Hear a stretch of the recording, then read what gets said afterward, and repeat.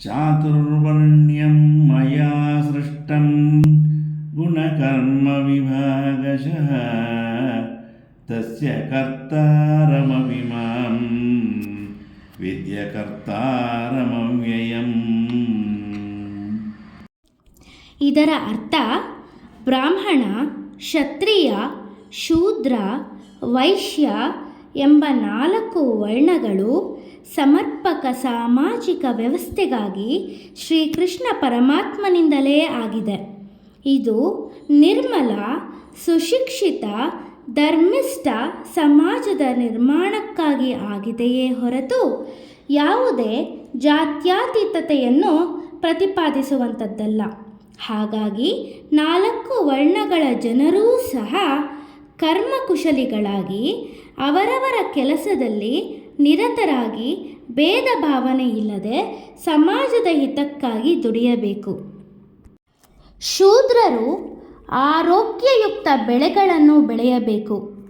ವೈಶ್ಯರು ಧರ್ಮಿಷ್ಠ ವ್ಯಾಪಾರದಲ್ಲಿ ತೊಡಗಿಸಿಕೊಂಡು ಸಮಾಜಕ್ಕೆ ನೆರವು ನೀಡಬೇಕು. ಕ್ಷತ್ರಿಯರು ದೇಶದ ಎಲ್ಲ ಪ್ರಜೆಗಳನ್ನು ರಕ್ಷಿಸಬೇಕು. ಬ್ರಾಹ್ಮಣರು ಈ ಎಲ್ಲ 3 ವರ್ಗಗಳಿಗೂ ಅವಶ್ಯಕವಿರುವ ಜ್ಞಾನವನ್ನು ನೀಡಬೇಕು.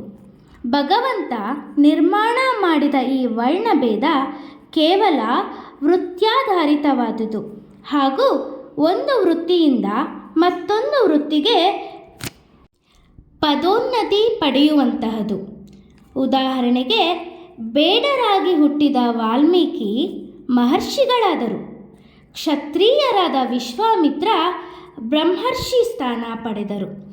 ಆದರೆ ಈಗಿನ ಸಮಾಜದಲ್ಲಿ 1000ಕ್ಕೂ ಹೆಚ್ಚು ಜಾತಿಗಳ ನಿರ್ಮಾಣವಾಗಿ ಒಂದು ಜಾತಿಯವರು ಮತ್ತೊಬ್ಬರನ್ನು ದ್ವೇಷಿಸುವ ಪ್ರವೃತ್ತಿ ಬೆಳೆಯುತ್ತಲೇ ಇದೆ.